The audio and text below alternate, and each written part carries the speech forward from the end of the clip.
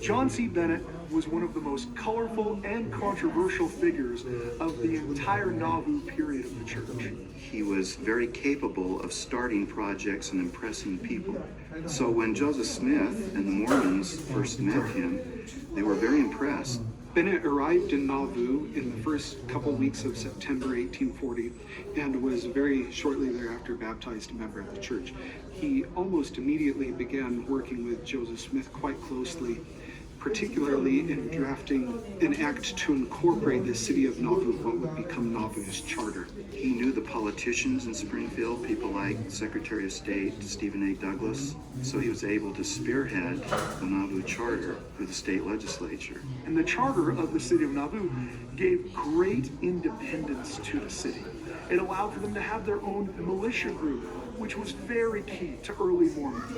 It allowed for them to have their own judicial system. Bennett was helpful to the Saints in getting the protection that they needed as a municipality. As a result of that, they looked upon him as a kind of benefactor. Here, finally, there was somebody that seemed to be able to make the political system work for the Mormons. Only a couple months after Bennett was made mayor of Nauvoo, he was sustained in the April conference of the church in 1840 as a member of the first presidency.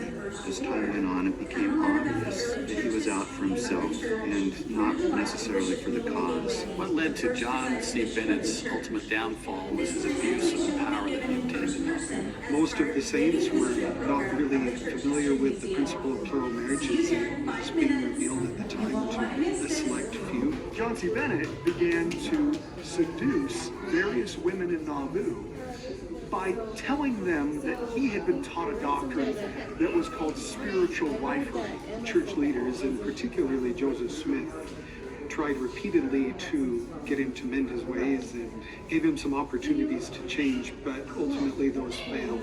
In the summer of 1842, Joseph Smith had had enough and removed Bennett from his church positions. Bennett resigns his mayorship of Nauvoo, and he prepares to leave Nauvoo. Notice of Bennett's excommunication was published in the Times and Seasons, the church's Nauvoo newspaper, and Bennett, upset by the public notice of his excommunication, immediately began writing a series of anti-Mormon letters to the editor of the Sangamo Journal that ended up being published throughout the country, and compiled those later to form the basis for his book, The History of the Saints, or an expose of Joe Smith. John C. Bennett's publications served as kind of a bedrock foundation that later critics of Joseph Smith and the church would use to their benefit when criticizing the faith.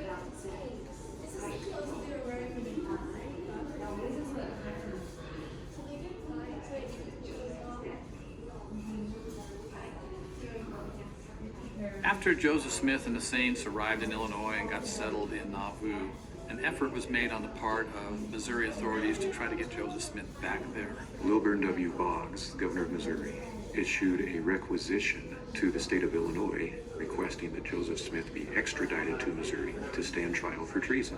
This was the same Wilburn Boggs who had issued the famous extermination order against the Mormons, directing that they be forcibly removed from the state.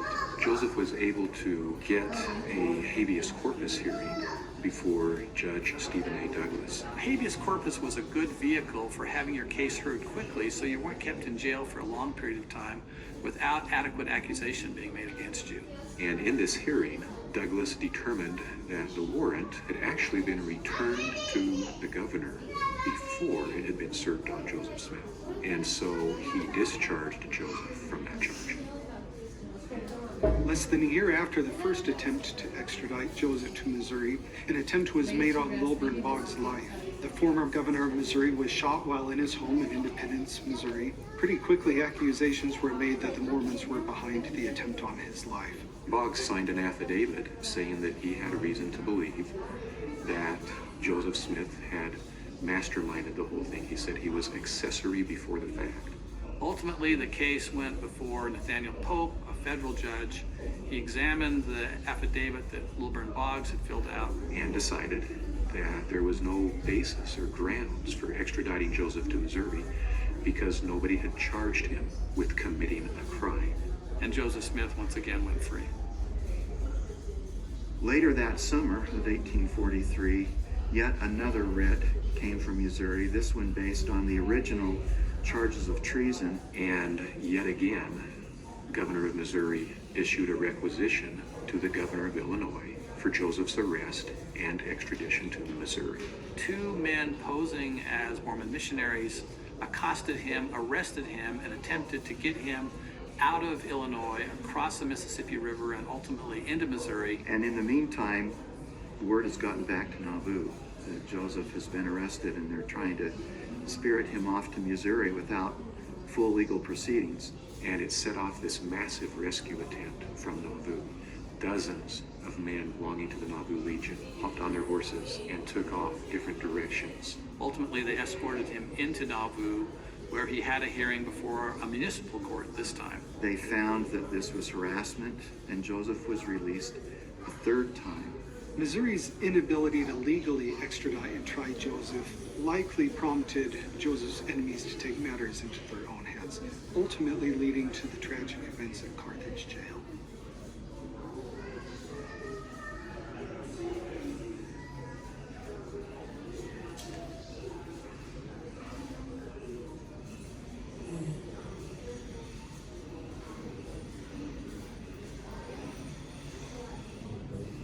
When the Mormons first arrived in Illinois, they were met with considerable welcome. Like much of the nation, Illinoisans were outraged at the atrocities committed against the Mormons while they were in Missouri. This welcome extended to the political sphere, where both the Democrat and Whig parties courted the Mormon vote. They had learned through their persecutions that they had very little political power. And so often, to strengthen themselves politically, they would vote as a group in what was called block voting. Mormons tended to be unpredictable, and it appeared to outsiders that they would vote for who their leaders said. It's not so much that church leaders were telling them who to vote for. Rather, it's that they all had the same interests. The people outside of Nauvoo, if they didn't agree with the Mormons' point of view or didn't like their candidate, they had a really hard time, and in fact found it impossible to elect their own candidates. In August 1843, an election was held in Illinois for a seat in the United States House of Representatives. One of the candidates for office, Cyrus Walker, had been a lawyer for Joseph Smith, and as part of his legal compensation had requested that Joseph Smith vote for him, which Joseph had agreed to do. Cyrus Walker believed that Joseph Smith had promised him the entirety of the Mormon vote, but that wasn't the case. When the Democratic candidate, Joseph P. Hogue, showed up in Nauvoo to campaign, Hiram Smith announced that he had received a revelation that Hogue would be the better candidate for the members of the church to vote for. Joseph Smith honored his commitment and voted for Walker, but the rest of the church voted for Hogue, and Hogue was elected. He won it by just a little over 500 votes. He had received about 3,000 Latter-day Saint votes. Very clearly, the Latter-day Saint voting did determine this election. Both parties at this point in time decided that they couldn't trust the Mormons, that there was no way to be able to be assured of their vote anymore after this. And very shortly thereafter, attempts were made to repeal the Nauvoo Charter. Anti-Mormon meetings were held. This started to snowball incredibly fast. The Mormons need to be driven from the state. They need to be exterminated. It was a very important link in the chain, turning people against Joseph Smith.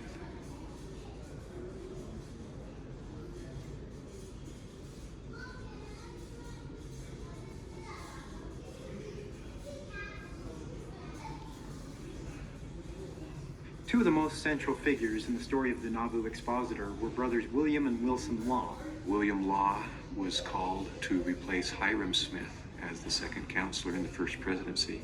Wilson Law was actually called to be the second in command of the Nauvoo Legion under Joseph Smith. But over the next few years, the relationship between the Law brothers and Joseph Smith had some strains going on.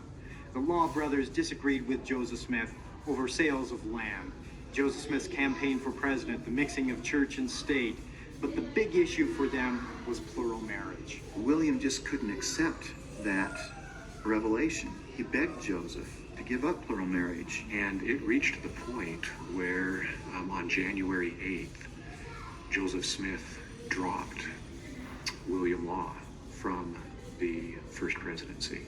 The Law brothers and several others of these dissenters organized together and decided to establish a newspaper called the Nauvoo Expositor. And on the 7th of June, printed this issue of the paper. And in that issue, they made their case that Joseph Smith was a fallen prophet. Joseph Smith and the city council immediately saw it as a large problem. The expositor became a matter of worry for the people in Nauvoo, not just because it threatened to expose some principles that had been taught privately, but because the impact of that exposure might well be mob attack on the saints, something they had experienced repeatedly in Missouri. The Nauvoo Charter gave the city council the authority to determine if something was a nuisance. And the charter also gave them the right, if they deemed that something was a nuisance, they had the right to have it destroyed. And the city council ordered Joseph Smith as mayor to see that the Nauvoo Expositor was destroyed. I think every student of Mormon history has been curious about whether there was a legal justification for the Mormon City Council to suppress a newspaper in Nauvoo in 1844.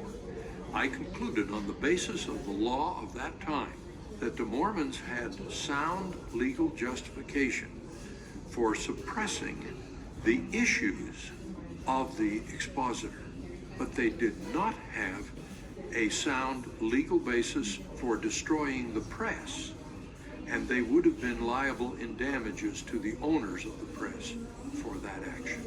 The Nauvoo City Council's actions, what they thought would alleviate the tensions, actually had the opposite effect.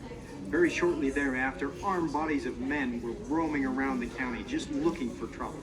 So on the 18th of June, Joseph put Nauvoo under martial law for defense because these threats against the city were credible and they were violent. Joseph and Hiram Smith wondered what to do. Eventually, they determined that what they would have to do would be to go to Carthage and answer this charge in person. And so they made their way to Carthage. They got there right before midnight on the 24th of June. And were released on bail. However, as Joseph and Hiram were officers in the Nauvoo Legion, they were rearrested on the charge of treason against the state of Illinois. The problem with treason is that it's not a bailable offense. So once they got Joseph Smith into Carthage, he had to stay there because he was charged with treason. And 2 days later, Joseph and Hiram Smith were killed there in the Carthage jail. The destruction of the Nauvoo Expositor was one of the most important, significant events in the whole chain of events leading up to Joseph Smith's death.